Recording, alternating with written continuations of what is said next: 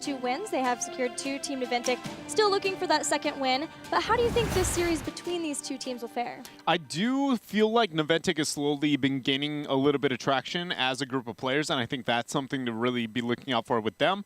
Superstars has kind of plateaued a little bit, remaining, I guess, where we projected this group of players to be able to end up. So even though the standings are against Naventic, I do think I give them the upper hand in the series. I have to say, I'm kind of leaning towards Superstars here, especially with the new meta. But let's take a look at, once again, at our schedule. Actually, we're going to move right on into the matchup. So here it is, Superstars versus Team Naventic. And I really like them, and Goku is a really strong player. I think that's the star of their team. And they do have a little weird strats, but they have an unconventional playstyle.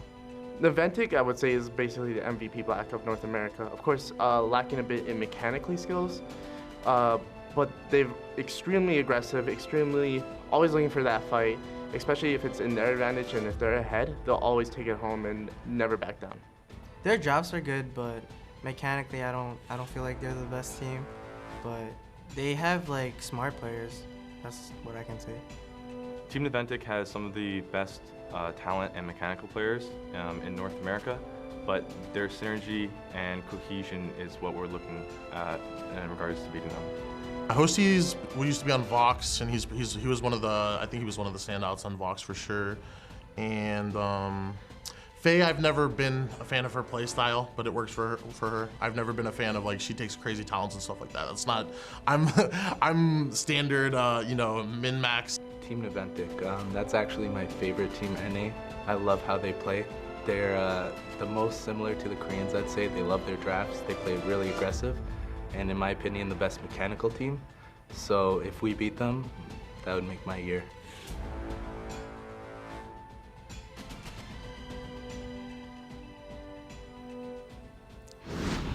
Superstars versus Team Naventic, some of the old guard of North America going up head-to-head. And as we mentioned, this is such an important match for both of them. They both desperately need this win, and pretty much wins just here on out if they want to be able to claim one of those spots going into Katowice and the Western Clash. But Superstars, I think the fact that we're on a new meta is going to be really good for them. The fact that they may have more of a potential of being able to throw off Naventic more so than maybe on the previous patch. I agree. Anytime a patch hits, it's always better for, especially against Tempo Storm, like, it's always better for the lower team here. This one's debatable on, where it comes to overall skill level overall, but I think the players of Superstars and, the practice, the creativity they have in the drafts, that is the reason they have a huge selling point with this new patch. And that all does come down to the Battleground. So let's check in with the Battleground pool for HGC and see where the first game will take place.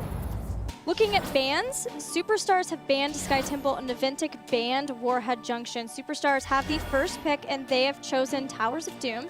Towers of Doom didn't go extremely well for Superstars when they played versus Gale Force, but Gale Force has such a unique style. Even, I guess it is one that we see from Tempo Storm too, but Superstars, or Gale Force does it to the extreme. Yes, yeah, they overcommit to it, I guess, if you will. Whereas Tempo's like, yeah, I don't mind a Dahaka here, a false set there. Exactly. Gale Force is like, we need this, and we need it now.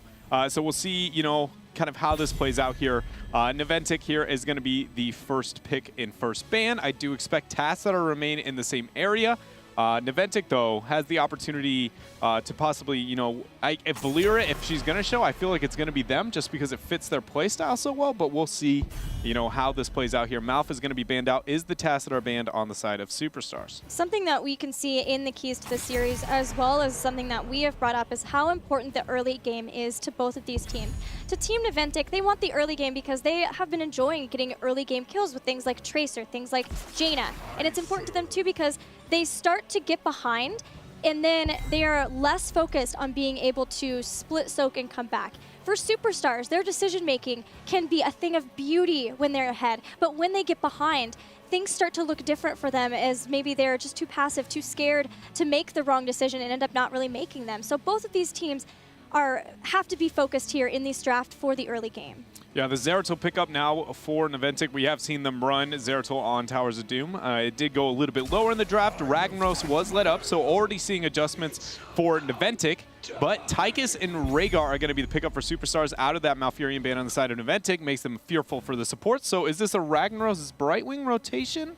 Or does Naventic really not care? Because the last week against Freedom, Naventic ended up first picking Ragnaros, then going Zeratul Brightwing in the next rotation, but opening with the Zeratul. They can still, have the exact same heroes, but instead we see them mixing things up, going towards the Varian, who is, climbing his way in popularity. And especially with Team Naventic too, we started out HGC with Naventic, their warrior player B-Kid not always being on the same page for Naventic, sometimes diving too far deep with Diablo, with ETC.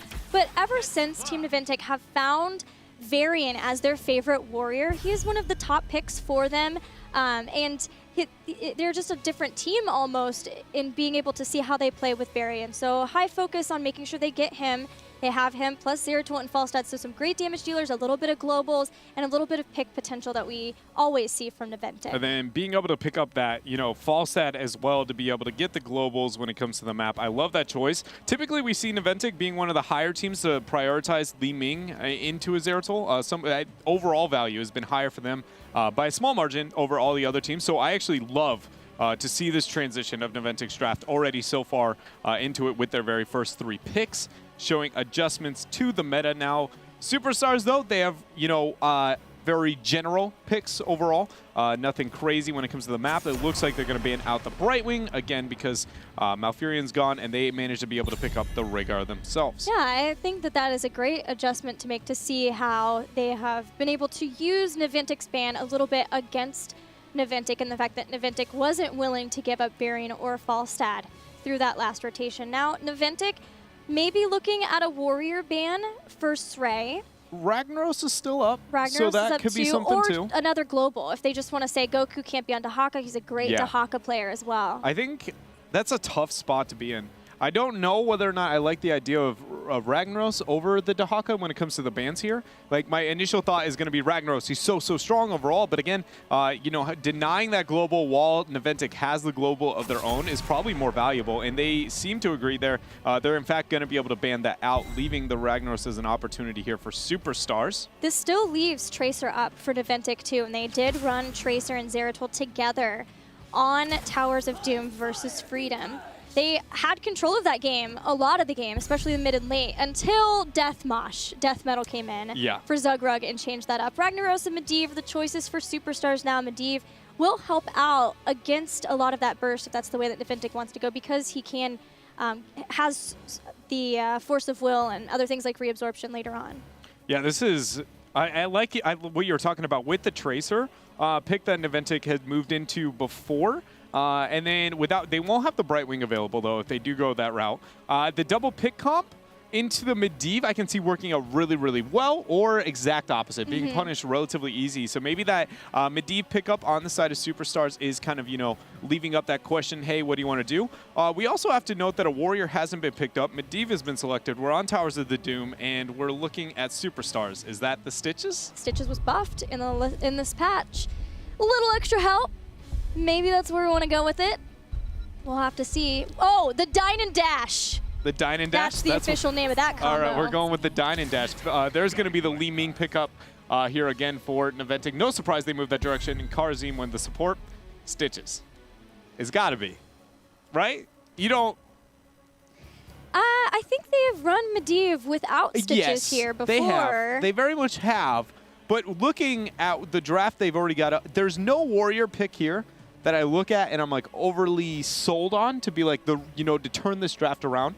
There's a lot of great tools on the side of Naventic, just an insane amount of CC. The Medivh always has the option to be able to turn it around here. But it is one of the few drafts where I almost want Superstars to move that direction again, just because of how many great, powerful resources they give up early in the draft. They didn't really make up for it in their back half rotation. But what about Diablo as a counter or a follow-up for Leyline, maybe? I think Diablo might be a really good one for the follow-up into Leyline. That is something I think I would like to see. If not, I would like to move into, just have them go with the Stitches. They're going with ETC. I definitely would have preferred the Diablo over the ETC. We've seen a lot of ETC.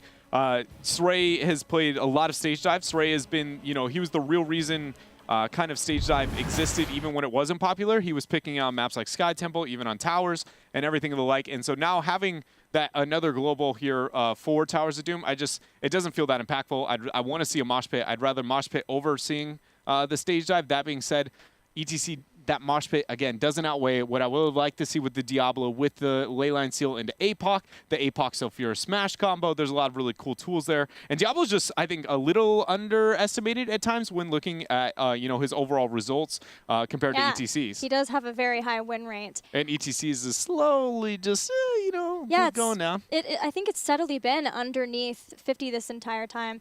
Before we get into this game, we have to talk about the idea of Big Impact versus Faye, the two range damage dealers for these teams. And when we're looking at them, neither has picked Vala yet, but both have been big Vala players throughout HGC so far. Vala's for Faye has been a little more successful, 62.5% win rate there and 9.38 KDA on Vala, getting about 3.8 kills per game. But Biggie still has a 7.14 KDA, and another really, really good one for Biggie too. So we're going to be keeping our eyes on these two playmakers for these teams, the range damage dealers, and what they can do with their respective picks. Yeah, they're, you know, both of them are pretty heavy carries for their teams. When they do well, these players are the ones setting up those plays for the team. Faye, though, with that 95% kill participation there, you know, also impressive. I love kill participation. Any player with very high, it shows, you know, the focus and overall game knowledge versus just, you know, I can get that micro, get the outplay, making sure they're always in the right spot at the right time. It's really awesome to see that, and, you know, and that she's doing so well in that department. Yeah, it's especially fantastic because Faye has been around the Heroes professional North American scene for as long as it goes. Another one of those players. Biggie coming in a little bit later, but really making a name for himself on teams like Panda Global, and then finally falling in. He is the longest standing member of Naventic besides the brothers themselves. But we are ready for this game number 1 between Naventic and Superstars, so we'll see you on the Towers of Doom. On the Towers of Doom is where we're going to be, and on the blue side, in fact, is Superstars. Iacona on the Rhaegar. Stray will be playing the ETC. Faye is going to be on her Tychus. Goku playing the Ragnaros, and Hosty will be on the Medivh. And their opponents in the red are Team Naventic. Kenma will be playing Karazim. B-Kid once again will be playing Varian. Playing Falstad will be Zuna, carry for the team. Another carry, Big Impact, playing Li Ming. And finally, Tomster will be showing off his Zeratul skills. Tomster on Zeratul over Zuna. Zuna typically plays ranged unless there's a Zeratul. When there's a Zeratul involved, Zuna is most likely going to be on that there. So the fact that he's already, you know, kind of moving on to the Falstad, interesting choice. It aligns more with their overarching roles, but it very much feels like Zuna typically tries to pick whatever he feels he can carry the most on. Yeah. And so the fact that they've allowed that to go over to Tomster, I'm really looking forward to the Zeratul play now. Yeah, I am as well, especially since this is a situation where we have even seen them switch. I've seen Tomster be able to play Li Ming. They could maybe put Biggie on Falstad, but that won't be the case. And that's even something that we have noted before for Naventic when we see Zuna on something like Zarya as being willing to step more into that carry through being able to be flexible. And he is a flexible player. He has probably played some of the most heroes, unique heroes for his team so far throughout HGC. Yeah, and now, for now, we see the laning phase here. Superstars has the upper hand when it comes to the wave clear. Zeratul has tried to threaten towards the top lane, but very patient play coming out of, Goku there. Tomster gets revealed, throws out the bomb, but we're just looking to, you know, overall for the first Shrine phase there. Kenma's in a tough spot. He's got dash. We do see that Zuna, though, has moved towards auto attack build, moving with the seasonal markman at 1.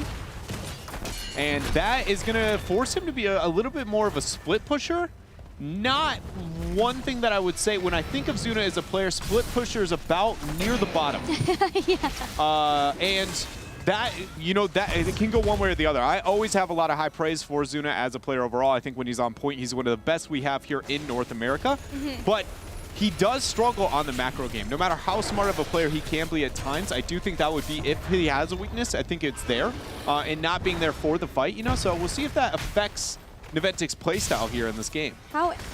What an early sapper pickup for Superstars, even before this first altar phase. Now, both teams have traded out on the top altars. Naventic, because Superstars went for those bottom sappers, were in a better position in the bottom altar, but Superstars came in just in time with a grenade to stall out. Stray might be in trouble, though. Tomster's moving in, does not go for attacking and body blocking. So now the rest of Superstars are still filing in. Karzim has stopped Ragnaros for as long as they can, but Superstars are in a good position now, grabbing sappers, forcing back the members of Naventic, and maybe able to pick up 2 out of the 3 altars in the space. Yeah, the fact that Li Ming was body blocked there, a big impact, was not in a position to be able to make one of the missiles hit Iacona. In fact, Superstars will be able to pick up these first few, but overall, no experience advantage gained on the other side. Warbringer is going to bring the pain. Medivh Shield's going to be there with Force of Will. Either way, though, that is going to be ETC and Sray. They're falling here for the team, so a small silver lining now for Naventic. Other adjustments in the build, we see the air ally taken at level 4 there for Karzim, considering that it's going to be able to get the reveal into the area. And, you know, he can dash. Oh, man, that's an interesting choice, though. Yeah, Vision Ward more than having the block charges, which you would think would be something that Naventic would want versus Superstar's composition, specifically the Tychus. Yeah, we'll see how that works out here for them. It's not the first time I've seen Air Ally. There's been a couple of times in non-North American games where it will pop up here and there. Overall, though, everything else seems to be, you know, a standard here in the North American builds, except Iacona at 4 made a small adjustment into his build. It's not unheard of, but going with the Spirit Walker's Grace, typically that's paired with the 13 tidal waves to be able to get more Qs out. So what that does for Rhaegar with this type of build that he's going for is, and now, okay, there's going to be Hosi falling down there. But what it does for the Rhaegar is early game, he doesn't have as much sustain overall. His rotations are going to be the same. But the biggest thing is once 13 hits, rather than going with the value you get out of the tidal waves, the cooldown onto your Q, you actually make up for that mana here. So he's going to be more heal focused, but lower on spells everywhere else because, again, his overall mana regen has been crippled unless it's using Q. And Towers of Doom is one of those battlegrounds where you can make those small adjustments toward the I personally love this build. When the rework onto Rhaegar, it's still probably my favorite. The level 1 situational across the board, but a staple, I guess, level 4, I've always felt like this is a huge one, especially post 13. If you're not going to go Earthshield, I love this build. Another parry-focused build, once again, for Varian with B-Kid now. Checking out Goku, does have a Warbringer charge on, but a portal is available if needed. It's not even going to be used. Goku is starting to swivel or turn around and get a kill on to Zeratul. So what started out as Team Naventic trying to get a pick onto Ragnaros, Goku turns it around, gets a kill. There's no Zeratul for a few more seconds. Big impact from the side, gets a big orb to stop the channeling from Iacona, and he is fairly low. Oh, but Kenma here is on the retreat. Will be able to get the dash out there. They confirm the kill now onto the Tychus. Naventic aggressive forward. Iacona lies victim as well. So a moment where Superstars had the upper hand. The failure to be able to get the channel and the poke coming out from Naventic will allow them now to have a 2-man advantage here and transition in towards these shots. Experience going in their favor as well. You know, it looked like after that first pick that Superstars was really going to be in control. Oh my goodness, that power slide there, they're going to be right on out the gates. Posty is playing with fire, having Master's Touch and going in. With fire. Molten Core. So that'll get a delay long enough for all of the members of Superstars to get back in. And this has been very back and forth. Naventic did not try to go for the rushed cap, instead allowed people to go back and tap well, clear back up. But now that has given similar timing for Superstars to come back. And now with their full health bars, they take down Varian. They have portals and shields for a long time still, and there's no Molten Core on the side of Naventic to try to similarly stall the same way. They have to try to block what they can from Li Ming shots, and in doing so, Superstars picks up another altar. One thing with Medivh specifically that people kind of don't think about is until 13's hit, you have to be very, very obviously careful about your portals, but more than anything, is a portal used to save one person typically until 13's hit is going to be worse than a portal used to transfer 4 people to help him.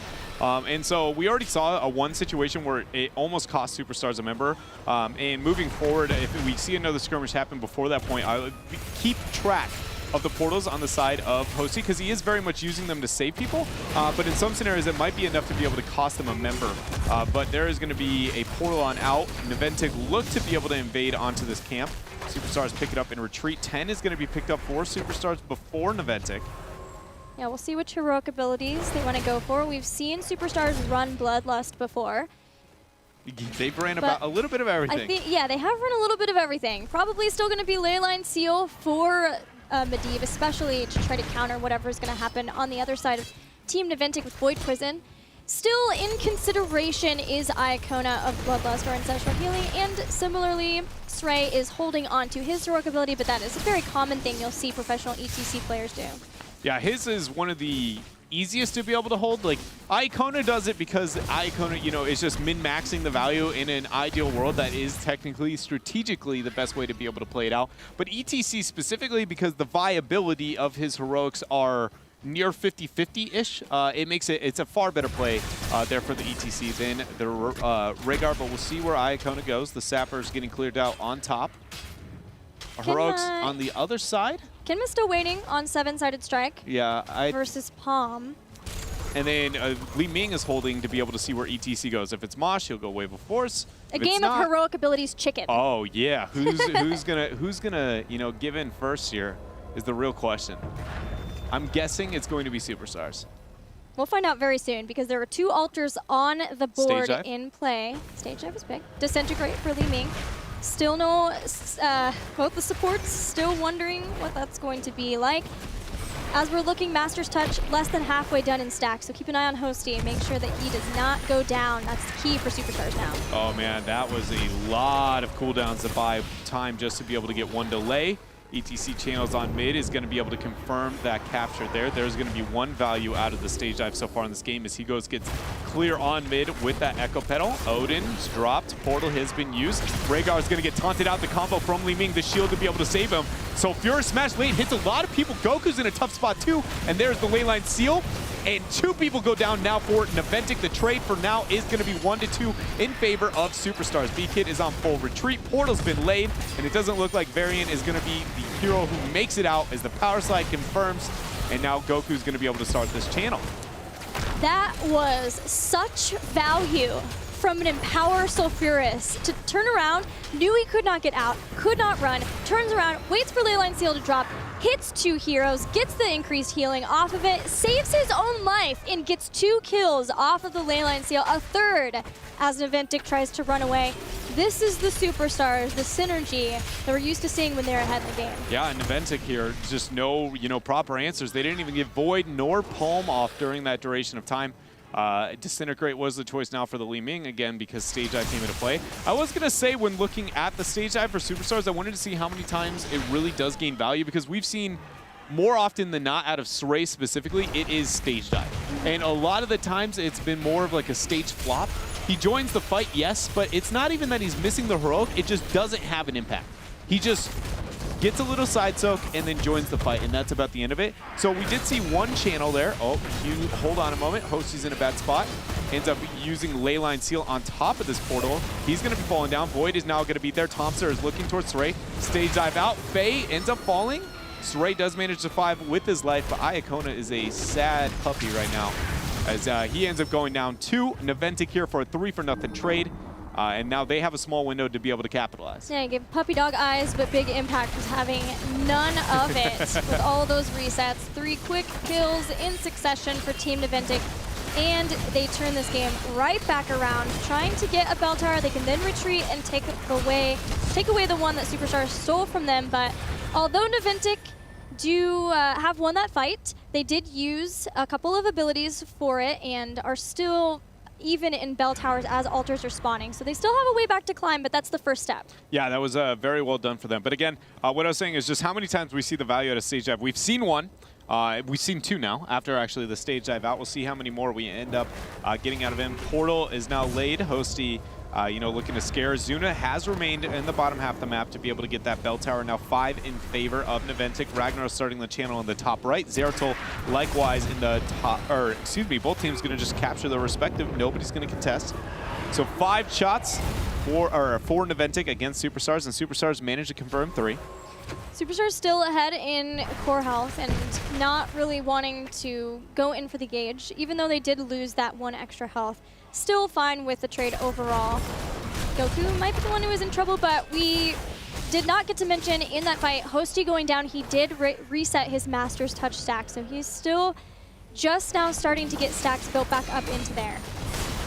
All right, so now there's the fight, the pressure on bottom. Speaking of the Master's Touch, it's the fact that we're 12 minutes in might really hurt Superstars in their team fight. Sulfurous Smash is going to be, or excuse me, not Sulfurous Smash, but in fact, Molten Core is going to be used here. Stage Dive as well. There's the Sulfurous Smash. Nope, never mind. That was just the Explosive Rune. Naventic's going to be able to back right on out of this fight.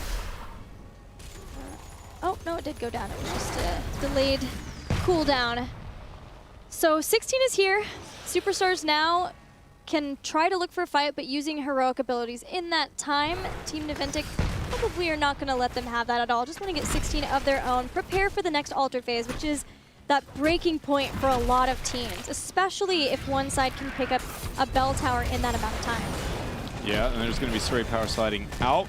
Tough moment for a second there. 16 is available for both sides. This is it. We've got the 3 shrines. We are yet to be able to see, you know, that full 5 versus 5 skirmish, minus the moment Superstars took the lead very early on. We'll see it again here as the shrines go up. So ETC is looking to posture around that top left. Again, he does have the stage dive to be able to join later. Zuna looks like he's going to be doing the same there on the fall side in the top right. So bottom is the focus here for these teams. Both teams starting the channels, looking for poke, trying to get a better positioning around this altar for when their globals come in. ETC hasn't stage dove in just yet, but there he will go. Goku is along with him. Void Prison hits a couple of members in the back, but Sulfurous Smash eliminates Zeratul at the start of this fight. Not a good way to start the fight for Team Naventic. Leyline Seal catches 3 of the members.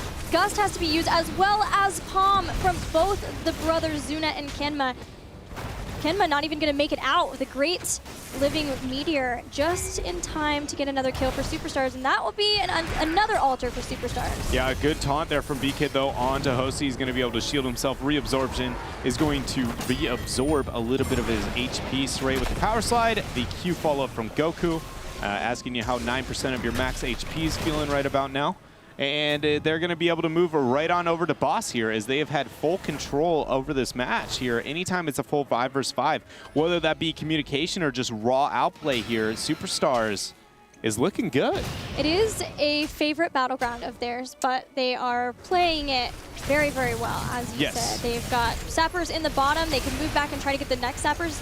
Naventic trying to stop this push from happening. They don't want to lose the bell tower, but they definitely don't want to lose it when there are still sappers that are available, because then shots could be escorted in. And so one thing to note here with Naventic, we've always known they're a very momentum-based team, but I very much seeing Tomster play the Zeratul, and that the fact that, again, we see an auto attack build Falstad coming out of Zuna, and how anti, you know, just not that it's these players are not capable of doing so. It's just more it doesn't fit the history that we know of the personalities and playstyles of Naventic here.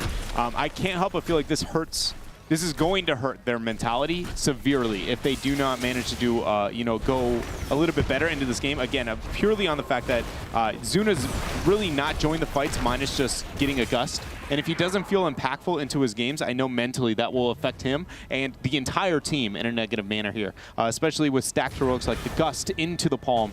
Those are things to always look out for, especially just with Naventic over all the teams in North America. But this is a nice situation for Naventic. They save their bell tower bottom. They don't have to worry about sappers for another round yet. And there's only one altar in bottom, so they don't have to try to play the where is Superstars showing up game, because we have to take all of the altars. They're looking once again to get the better setup and positioning.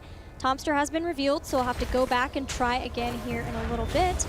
Falstad's starting to move in. We'll see if he wants to go for an aggressive gust on some of the members, but here comes the stage dive first, Dread. Yeah, Kenma now is going to have to dodge out. There's going to be the taunt going on to Goku. A lot of damage. Ancestral Healing is going to land. He's going to portal right on out. Portal back in, getting huge value out of that level 7. Sulfurous Smash, good teleport coming out to from, Big Impact. Leyline Seal is going to seal the fate of 1. Kenma's going to be number 2. Void ends up landing though, so 1 pick down. 3-man power slide right on out. A 3-for-1 trade here for Superstars as they lay down the portal. They're going to be able to confirm 4 shots on the bottom, leaving 5 remaining on the core.